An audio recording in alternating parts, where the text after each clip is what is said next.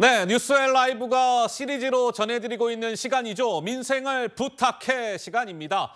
자, 오늘 37번째 손님을 모시게 됐는데요. 더 나은 대한민국의 환경을 위해서 불철주야 애쓰고 있는 곳입니다. 자, 그곳을 책임지고 계시는 한화진 환경부 장관을 오늘은 특별히 모셨습니다. 장관님, 안녕하십니까? 네, 어서 오세요. 안녕하십니까? 예. 네, 반갑습니다. 자, 지난 4월 결정된 사항인데 먼저 이 질문부터 드릴까요? 제1차 국가 탄소 중립 녹색 성장 기본 계획에서 이른바 그 온실가스 감축 목표 중에 산업 부분 목표가 14.5%에서 11.4%로 감축이 됐습니다. 이와 관련해서 이거 산업계 의견만 듣고 탄소 중립을 포기했다 이런 목소리도 있고요. 여전히 달성하기 힘든 목표다 이런 목소리가 좀 공존하고 있는 것 같은데 장관님 생각이 무엇보다 궁금합니다. 네, 이번에 설정한 산업 부문의 감축 목표는 실현 가능성에 중점을 둬서 11.4%로 합리적으로 조정한 것으로 보시면 되겠습니다. 지난 정부에서 설정한 감축 목표가 산업계 등 이해관계자의 의견 수렴이라든지 또 과학적 근거가 부족해서 실현 가능성이 매우 낮았습니다.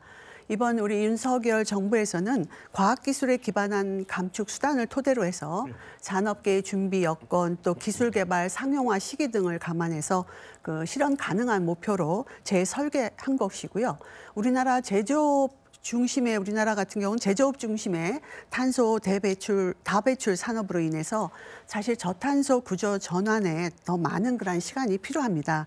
그래서 기업에게 준비 시간을 주면서 정부 지원을 병행한다면 산업의 탈탄소화를 실현할 수 있다고 생각을 합니다. 그렇군요.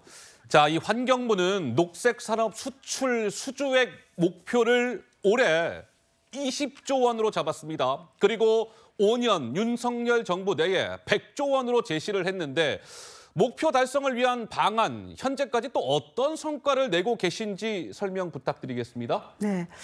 우리나라 환경 기술의 역사가 30년이 됩니다. 그래서 탄소 중립, 또 순환 경제, 물 분야 이쪽에 세계 시장으로 진출할 충분한 잠재력이 있다고 생각을 하고요. 그래서 말씀하신 것처럼 올해 20조 원, 임기 내에 100조 원의 100조. 야심찬 목표를 세우고 녹색 산업 수출국으로 이렇게 도약하기 위해서 노력하고 있습니다. 이 녹색 산업의 특성상 정부라든지 공공기관의 주요 발주처가 많습니다. 그래서 기업의 현지 애로 해소에 정부가 큰 역할을 할 수 있다고 보고 있고요. 또 해외의 발주 사업의 특성상 수주 효과를 창출하는 데는 시간이 걸립니다. 그래서 조만간 대형 프로젝트를 통해서 가시적인 성과를 소개해 드릴 수 있기를 희망하고요. 이런 차원에서 먼저 우리 환경부 내에 해외 진출 수주 지원단을 구성을 해서 전담 체계를 만들었습니다. 그리고 기업과 소통 허브인 녹색산업 얼라이언스를 출범을 해서 기업과 1:1 전략회의로 민관이 원팀으로 이렇게 지금 협업을 하고 있고요. 지금까지 한 50회 정도 회의를 했습니다. 그래서 지역 수요를 반영해서 국가 프로젝트별 맞춤형 전략을 세우고 장차관이 앞장서서 현지 수주 지원단 활동을 지금 하고 있습니다. 그렇군요. 자, 이 올해 이제 장마철이 곧 다가오게 될 텐데 이게 올해요. 비가 더 자주 많이 올 거다 이런 전망이 나왔습니다. 그래서 이게 걱정인 것이 큰 홍수가 발생할 이제 우려가 커졌는데 홍수 피해 방지를 위해서 환경부가 어떠한 대책을 갖고 계신지도 궁금합니다. 네, 말씀하신 것처럼 기후변화로 인해서 이상기후 발생 빈도가 잦아지고요. 강도가 더 세질 것으로 예상이 됩니다. 사실 우리는 지난해에 큰 홍수 피해를 경험을 했습니다. 그래서 지금 대책을 크게 3가지 정도로 나눠보고 있는데요. 3가지요? 네. 그래서 극한 집중호우로부터 국민 생명을 보호하기 위해서 충분한 대피 시간, 즉 골든 타임을 확보하기 위해서 신속하게 예보하는 예보 체계를 구축하는 게 하나가 있고요. 또 하나는 홍수 방어의 인프라를 구축하는 겁니다. 예를 들어서 서울에는 이제 강남역이라든지 광화문 대심도 빗물 터널, 또 도림천 지하 방수로 이러한 설치를 통해서 홍수 방어에 대비를 하는 것이고요. 예. 또 하나는 홍수에 취약한 곳이 있습니다. 그래서 그 취약한 곳을 선제적으로 지금 관리를 하려고 합니다. 그러니까 도시 침수하고 하천 홍수에 취약한 그 요인을 선제적으로 관리해서 피해 발생을 최소화한다는 건데요. 예를 들어서 빗물이 빠지는 첫 관문이 바로 빗물바지입니다. 예. 예, 그래서 그 빗물바지가 쓰레기로 막혀서 그 도시 침수로 이어지지 않도록 미리 지자체의 그 빗물바지 청소 실태를 점검하고 있고요. 예. 또 사전에 취약 요인을 파악한 국가 하천의 그 주변에 홍수 취약 지구가 한 390개소가 되는데요. 이 390개소에 대해서도 피해 방지 대책을 지금 차질 없이 계획을 하고 있습니다. 자, 뭐 이제 환경 분야, 워낙 이 환경이라는 것은 중요하고요. 그래서 오늘 한 장관님께 궁금한 게 많은데요. 자, 이 부분도 여쭤보겠습니다. 윤석열 대통령은 기후 위기 대응을 위해서 4대강 보 활용 방안을 적극적으로 강구해라 이렇게 지시한 바가 있습니다. 장관님께서도 이 보를 재쓰임에 맞게 활용해야 한다 이런 의견을 여러 차례 수차례 밝히신 것으로 알고 있는데 4대강 보 어떻게 운영해 나갈 계획이신지요? 네. 예, 취임 때부터 말씀드린 바와 같이 4대강 보를 보답게 쓰고 과학적으로 활용할 계획입니다. 보는 소중한 물그릇입니다. 그리고 국가의 중요한 인프라입니다. 그동안의 그 보 해체 논란으로 인해서 보가 제대로 활용하지 못한 점은 참 아쉽다고 생각을 하고요. 예.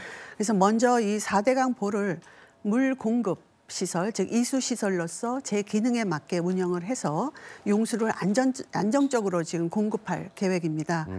4대강 보로 확보 가능한 물그릇 용량이 6억 3천만 톤에 달합니다. 그렇군요. 네, 그래서 이 확보한 물은 보 영량 구간에 있는 취양수장 또 지하수 관정에 안정적으로 물을 공급할 수가 있고요. 또 보하고 거리가 떨어져 있는 그 지역에도 지금 보령댐 도수로가 있는데 그 도수로처럼 예. 관로 등 시설을 구축하면 충분히 용수를 공급할 수가 있습니다. 그렇군요. 네, 그래서 4대강 보를 상류의 댐 그리고 하류의 하구뚝하고 유기적으로 연계해서 과학적으로 적극적으로 활용할 계획입니다. 네. 자, 이 올해 그 중요 업무 계획으로 23번째 국립공원 신규 지정이 추진되고 있는 것으로 알고 있는데 이 국립공원이라는 것을 신규 지정한다? 어떤 의미가 있는 거예요, 장관님? 네, 이 세계 각국은 기후 위기에 대응하고 또 생물 다양성을 회복하기 위해서 보호 지역을 확대해 나가고 있는데요. 우리나라 국립공원은 지금 22곳이 있습니다. 네. 이 국립공원 22곳이 국토 면적의 4% 정도 되는데요. 그런데 국내 생물종은 한 42종, 그리고 멸종 위기종의 66%가 서식하는 자연 생태계의 보고입니다. 그러면서 매년 4천만 명 이상의 국민이 찾는 그런 휴양 공간입니다. 그래서 국립공원은 자연 환경 또 국민 여가 등에서 아주 가치가 높다고 할 수가 있고요. 그래서 올해 지금 804는 도립공원인데 국립공원 승격을 추진하고 있고요. 그렇군요. 예. 만약에 국립공원으로 승격이 되면 공원 관리의 전문 기관이 이제 국립공원공단이 있습니다. 그 국립공원공단이 이런 자연이라든지 문화, 역사 자원을 보다 체계적으로 관리할 수 있게 되고 또 탐방객들에게는 더 높은 수준의 생태계 서비스를 제공할 수가 있게 됩니다. 그렇군요. 알겠습니다. 자, 오늘 뭐 여러 가지 환경 분야에 대한 궁금증들 좀 여쭤봤습니다. 자, 민생을 부탁해 37번째 손님으로 한화진 환경부 장관을 모시고 이런저런 환경 현안에 대한 질문을 드려봤습니다. 장관님 말씀 잘 들었습니다. 네, 감사합니다. 고맙습니다.